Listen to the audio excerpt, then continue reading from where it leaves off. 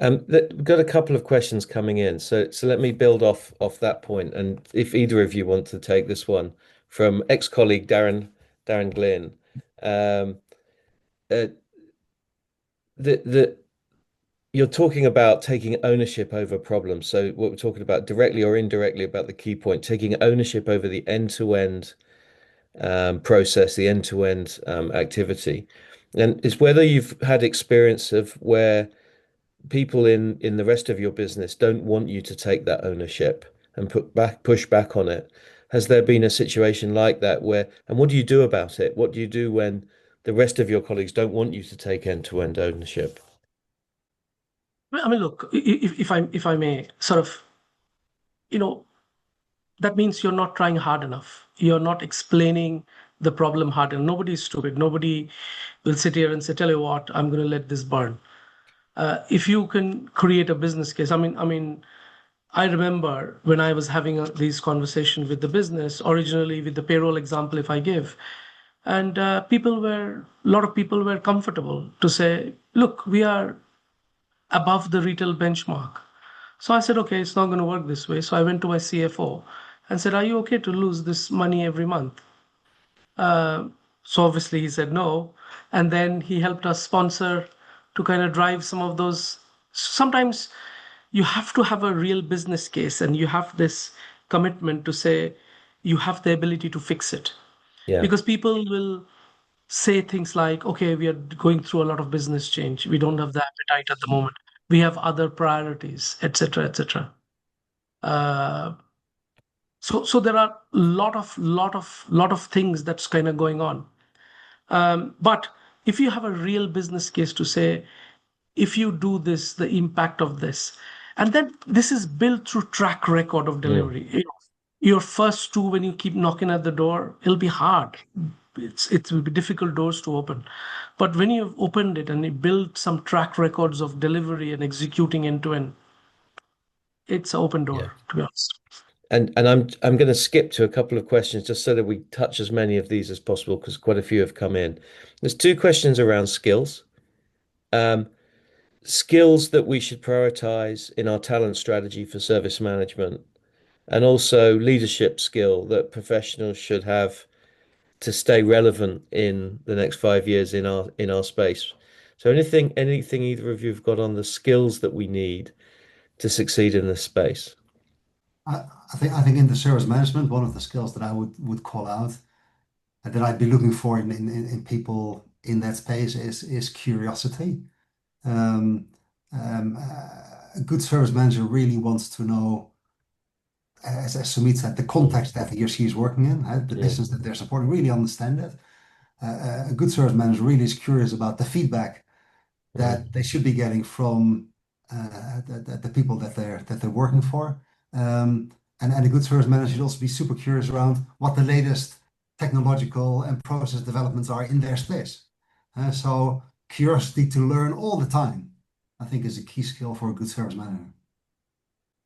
Yeah. For me, I think the common denominator in all of this, and which sort of worries me uh, and also excites me in the same time, is leadership. To me, leadership is a probably most underused or overused words at times. And GBS leadership, what was relevant 10 years ago or 5 years ago, is irrelevant now.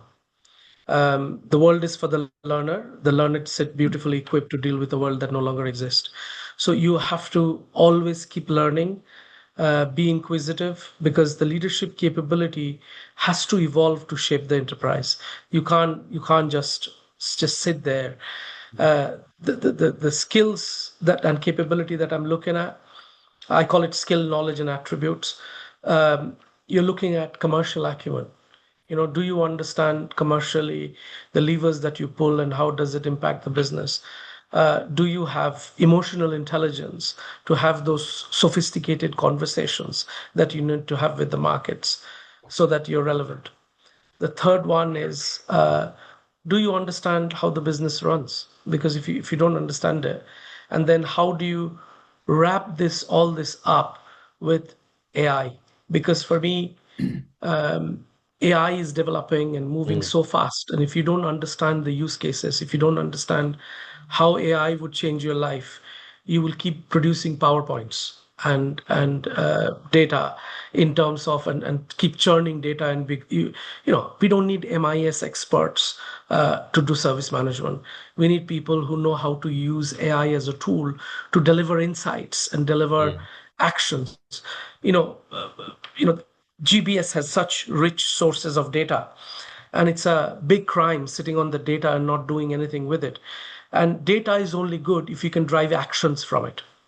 Service management is about they spend all their life kind of finding the churning the data and understanding the insight. What is the data telling me? yeah. That should be done by AI. And your job should be, how do I convert these insights into actions which I can track and deliver and execute? That's how the world is changing. And if we don't change that from our leadership mindset perspective, Mm, GBS will be stagnant. If I may, just one example that I came across with a GBS team recently. They were using their, let's say, their ticketing system, their service management system, and all the information that they collected in that to use AI and turn it into predictive and preventative service management. Um, and by using all the data, all the information, and the AI from their ticket management system, they were over the course of 12 months taking down the ticket count by 50%, which mm. means the number of incidents, the number of issues that came to their service desk went down 50% because they're able to do predictive and preventative work using AI. So it's happening now. It's really possible. Thank you very much. We are just coming up to the end of our time. I'd like to give Sumit the last word, and it's a question I've asked you before, Robert. So, this there was a really nice train of questions where we finished with um, being inquisitive and learning about the context and understanding the business. And Sumit, I'd just like to ask you, what's the biggest thing that you've learned personally from your involvement in Apex? You talked about that at the beginning. Is there anything that you've relearned or learned working with your colleagues on the creation of the standards and the book? I mean, where do I start? Let me start with saying I may have underestimated the power of the GBS community and the knowledge that this community holds about different sectors, different business. Um, that was fantastic. Also, I learned that how um, giving is this industry, because if you go to any other industry, they don't share. They think about it as competitive advantage and okay, am I losing this? Am I losing that? But this community is very giving. They share their knowledge and expertise. And I said to myself, look, I need to be right in there. First of all, to learn, but also to give. So how do I do that? And then another very interesting thing is I felt that we are all in the same storm. We are all fighting the same battles in different shape, but we're all in different boats fighting the same storm. So why not get together and go into a cruise ship Mm. to fight the storm rather than being in our little dinghies? So that's how I thought through. And the last one, which made me think and reflect, is I need to really override and invest on the future generation of GBS talent Mm. because, you know, the legacy that we will leave behind is not process, it's not service management, is not a book, because that book will change every year. Mhm. But to me, the best legacy, the biggest legacy that we'll leave behind is creating the future GBS leaders to Wow. continue this industry. And it'll be a shame on us if we don't do that. Wow. I cannot think of a better place to leave this call than that. So I would like to thank both of you very much for what has been a really interesting and entertaining call. And I've really enjoyed our conversation. I'd also like to thank everybody that has joined the call for your participation, and I hope you have got something from it. We will be doing another series of calls in the new year. The next one will be in January, probably talking about data. So I look forward to that. And I wish you all a good holiday break as well, because after this, I'm certainly going to go and enjoy myself, as I'm sure all of you are. Um, Best of luck. Thank you very much, Robert and Sumit, and Thank you. Right. Thank you take very care. much. Thank you. Thank you. Bye bye.